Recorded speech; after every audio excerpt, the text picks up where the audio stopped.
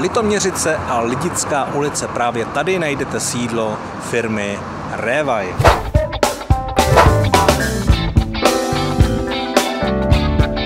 Edo, ahoj, máme tady podzim. Půjdeme do skladu nebo na prodejnu? Já bych tě zavedl na prodejnu. Tak jdeme.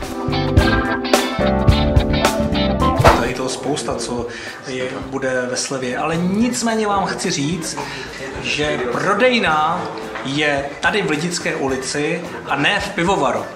V pivovaru opravdu jsou jenom sklady, kde vlastně, když ty slevy probíhají, tak tam se dá i nakoupit. Říkám to dobře? Je to opravdu omezený časový. Ano, během těch pár dní, ale jinak choďte sem na prodejnu do Lidické ulice, nechoďte do pivovaru, tam nikdo není.